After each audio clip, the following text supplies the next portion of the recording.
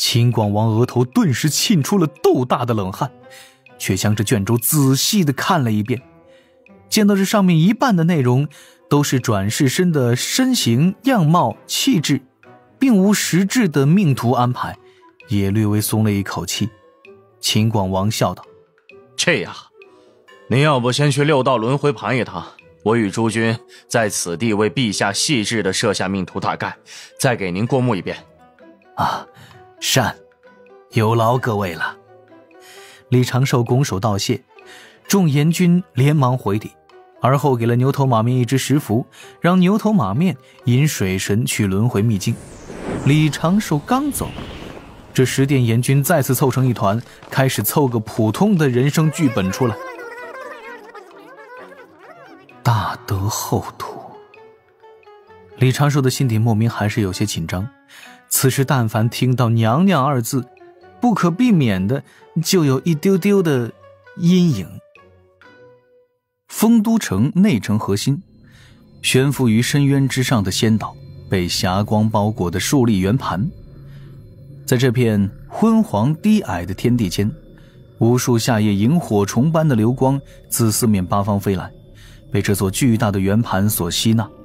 又有源源不断的生灵魂魄行走在10条巨大的漆黑锁链上，被阴差从10阎罗殿源源不断地押送到轮回盘正面。这般情形，李长寿自不是第一次见了。又见6道轮回盘，同样是送人来轮回，但是李长寿这一次的心态截然不同。上次带着淡淡的心安与欣喜，送婉江与师伯来投胎，放下了一直牵挂的心事，补全了师父卓仙有限先生中的遗憾。这次嘛，纯粹就感觉糟心，十分的糟心。水神大人，那位大人去历劫时，您莫非就是天庭的这个啦？休得胡言乱语。李长寿看着身旁伸来的这根大拇指，正色道：天庭是维护天地稳定，捍卫3界秩序而生，切不可如此言说。神位并不代表权柄，你我都只是辅佐天道运转的生灵罢了。牛头马面连忙点头，想憋出一点夸赞拍马的话语，却发现这种事儿有些太难为他们污了。讲道理，如果不是为了让他们合理的酣，盘古神为什么会赋予他们强壮的身躯呢？以及不用多动脑就能捕杀强大猎物的战力呢？他们3个正沿着阎罗殿下的巨大铁链飞向下方6道轮回盘处。李长寿思量一二，决定还是先打听打听。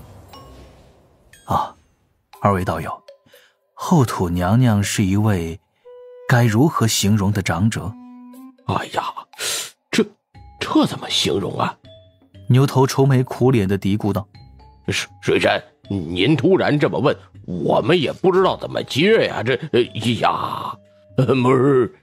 马面在旁边不断地抚摸着自己柔顺的鬃毛，解释道：水神大人，我们2个也只是在上古时见过娘娘，地府立后我们只是听到过娘娘几次说话。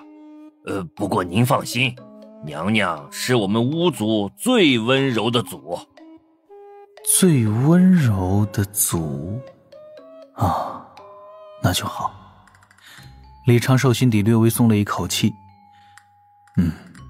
我遇到的上一位娘娘纯属意外，后土娘娘应该也是跟我家道门的云霄仙子相似的存在。大德厚土，身化6道，造福无尽生灵，也不知该是何等风采，哪般仪态。带着这般淡淡的期待，李长寿被牛头马面引到了仙岛上，能明显感觉出乾坤在被延伸延展。在外看起来挤挤攘攘的轮回岛，其实十分广阔，其下镇压的18层地狱，其实也相当于是18座小世界。大人，来这边走。马面做了一个请的手势，带着李长寿走向了6道轮回盘的侧面。要去见后土娘娘，自不能走投胎通道。在那七彩圆盘侧旁，被地府重兵把守之地，有2座巨大的10人雕像。这2座雕像为一男一女，对应阳与阴，都是单膝跪地的姿态，总体高过数千丈，如同山岳一般。他们就如圆盘的底座般，其上蕴含的道韵让李长寿略微有些触动。2座石像背着轮回盘，仿佛用肩头扛起了生灵轮回之重。然后再去哪儿啊？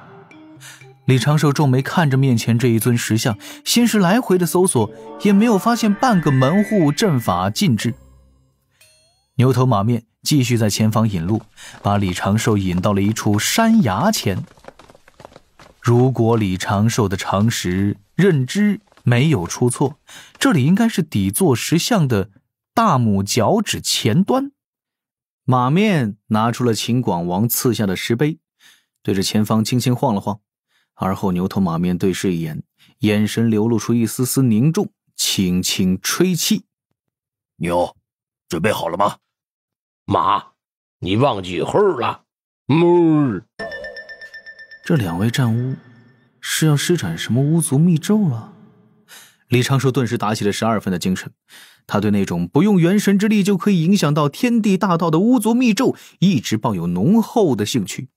下一瞬，只听2位勾魂元帅张开皮套大嘴，齐声大吼：娘娘，天庭水神大人求见，有要事相商。光滑的山崖上方射出了一束亮光，照在了李长寿的这一具指道人身上，将李长寿的指道人直接射走。正此时，前方高能啊！李长寿眼前一黑，彻底就失去了与那具指道人的联系。这自己的指道人就与本体失联了。渡仙门中，李长寿本体自阴暗角落中钻了出来，在丹房中一阵掐指推算。他的化身并非是被人给灭了，此时这般情形纯粹是技术性的问题。6道轮回盘内存在一个特殊的小世界，与洪荒主世界不存在任何交流的通路，自己这种心灵感应类的纸人化身进入那一片乾坤后也会直接失去感应。呀，这如何是好啊？玉帝陛下的那一缕神魂还在那具指道人身上呢，难道要我的真身前去幽冥地府，进入一个未知的、陌生的、绝对封闭的，甚至有可能够屏蔽圣人老爷感知的小乾坤？虽然大德厚土大慈大悲，按理应该不会对我做什么，但是万一呢？贸然真身前往，一点儿也不稳健。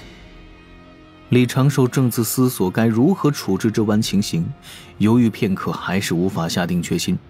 突然间，他又感应到那一具指道人的存在了，心神立刻挪移了过去。幽冥地府轮回盘侧旁，牛头马面和周遭那些看热闹的地府阴差齐齐歪着头，看着山壁上出现一口浅黑色的漩涡。这漩涡中传出了一声轻哼，便见一名白发白须的老道被漩涡给吐了出来，在地上滚了2圈，浑身仙力似乎随时会溃散。那漩涡随之消失不见，方圆3里鸦雀无声。牛头面色一白，大喊：娘娘，34啊，这是天庭全神呐！天庭玉帝最信任的神仙，还是人教圣人新弟子，道门各类大佬的知心好友啊！马面愣愣地看着这一幕，柔顺的鬃毛在微凉的小风中各种凌乱。完了，咱们跟天庭宣战了。万幸，地上那个老道手指及时地颤抖了几下，慢慢地爬起身来，浑身上下仙光闪烁，迅速从狼狈不堪恢复成了仙风道骨。李长寿立刻检查了一下身上的物件，玉帝神魂未失，备用的指道人也无事，就是这个脚底板上怎么还多了2个透明的窟窿，手指上还扎了几个细细的针眼，背后的2缕头发好像也被编成了小麻花辫。李长寿的嘴角略微有些抽搐，心底突然有了一种不是很美好的预感。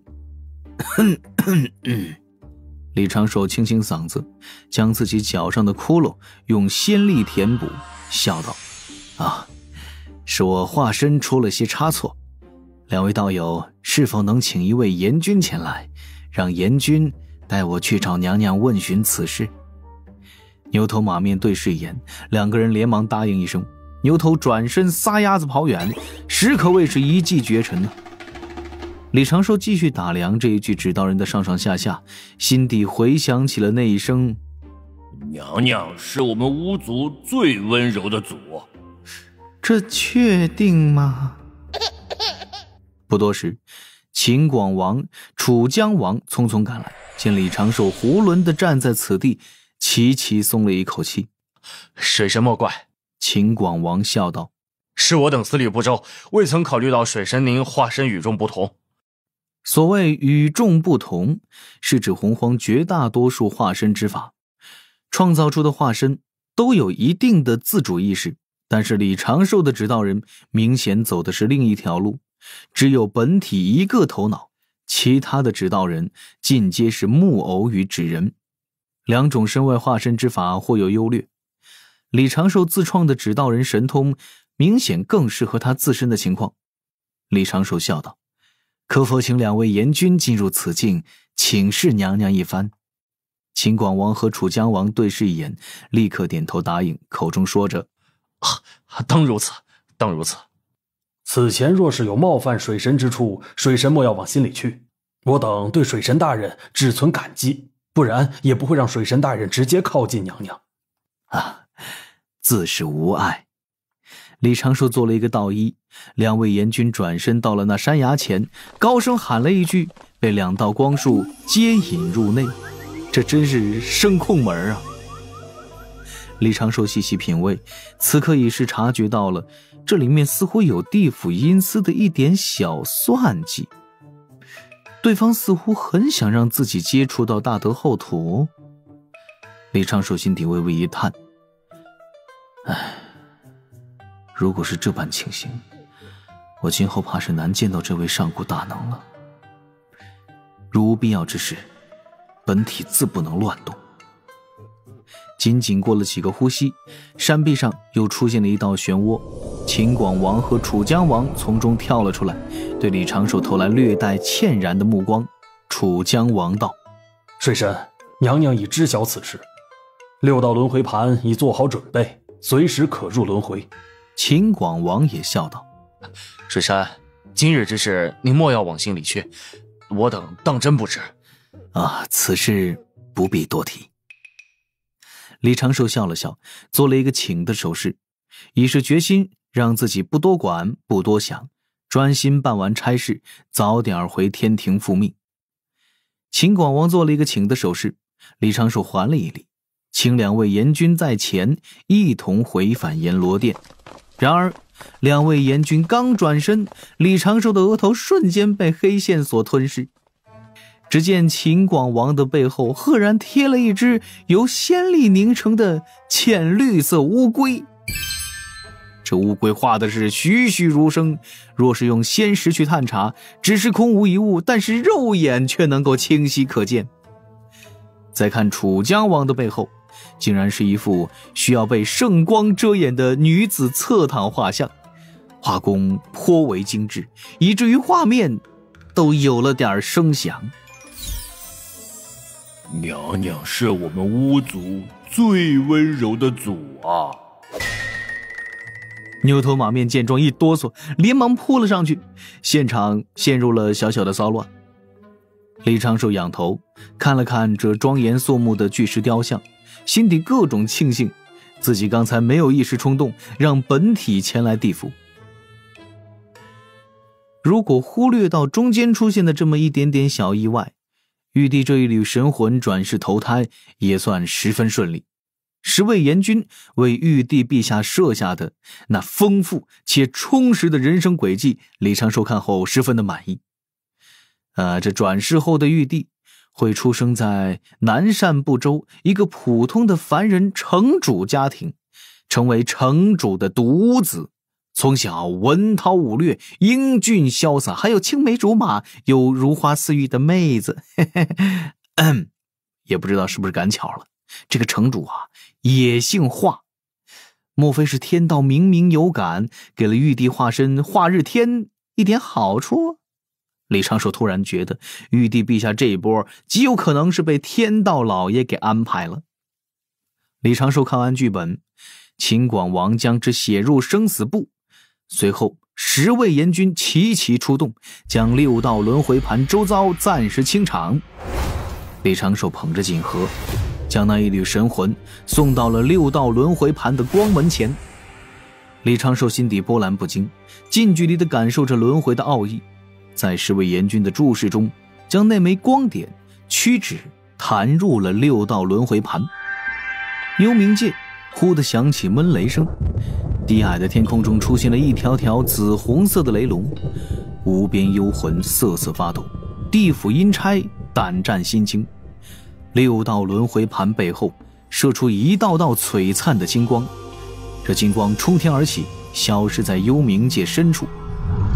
血海翻涌，凶兽咆哮，幽冥界各处的生灵陷入了惶恐不安。南赡部洲处，天地间出现道道霞光，南州各处出现种种祥瑞，一只只仅存在于传说中的瑞兽在天边撒花奔腾，天庭各处仙光环绕，凌霄宝殿被雷幕所包裹。正此时，地府6道轮回盘前一道道金光落下，将10位阎君同时包裹。功德，且是数量不菲的一大笔功德。